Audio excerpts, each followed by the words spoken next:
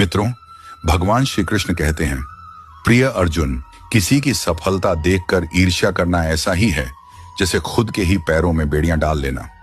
यह न केवल हमें मानसिक रूप से कमजोर करता है, बल्कि हमारे आत्मविश्वास को भी गिरा देता है। जब हम दूसरों की तरक्की देखकर जलते हैं, तो हम अपनी ऊर्जा को नकारात्मकता में व्यर्थ कर देते हैं, जबकि वही ऊर्जा हमें खुद को बेहतर बनाने में लगानी चाहिए। श्री कृष्ण हमें सिखाते हैं कि जीवन का सार अपने कर्म पर ध्यान देने में है, ना कि दूसरों की तुलना करने में।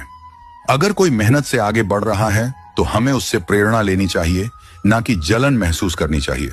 सफलता किसी एक व्यक्ति के लिए आरक्षित नहीं होती, यह उन सभी को मिलती है जो निरंतर प्रयास करते हैं।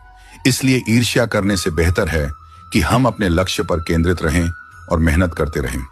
हर व्यक्ति की यात्रा और समय अलग होता है।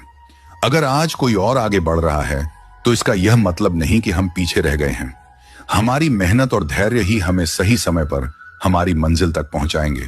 इसलिए दूसरों की सफलता देखकर निराश होने के बजाय हमें अपने कर्म को सही दिशा में लगाना चाहिए।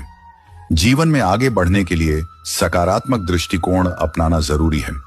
जब हम ईर्ष्या को छोड़कर अपने विकास पर ध्यान देते हैं, तो सफलता और शांति दोनों हमारे साथ होती है। श्री कृष्ण का संदेश स्पष्ट है, अपने कर्म पर विश्वास रखो, मेहनत करो और फल की चिंता मत करो। जब हम इस सीख को अपनाते हैं तो ईर्ष्या खुद ही समाप्त हो जाती है और हमारा जीवन एक नई रोशनी से भर जाता है। सच्ची सफलता केवल बाहरी उपलब्धियों में नहीं, बल्कि आंतरिक शांति और संतोष में भी होती है। जब हम दूसरों की तरक्की देखकर असंतोष से भर जाते हैं, तो हम अपने ही विकास की राह में बाधाएं खड़ी कर लेते हैं। ईर्ष्या करने से ना तो हमारा समय लौटता है, ना ही हमें कोई लाभ होता है, बल्कि यह हमें भीतर से कमजोर बना देती है और हमारे आत्मविश्वास को डगमगा देती है। प्रिय साथियों, बताइएगा कि आज का यह प्रसंग आपके मन को कैसा लगा।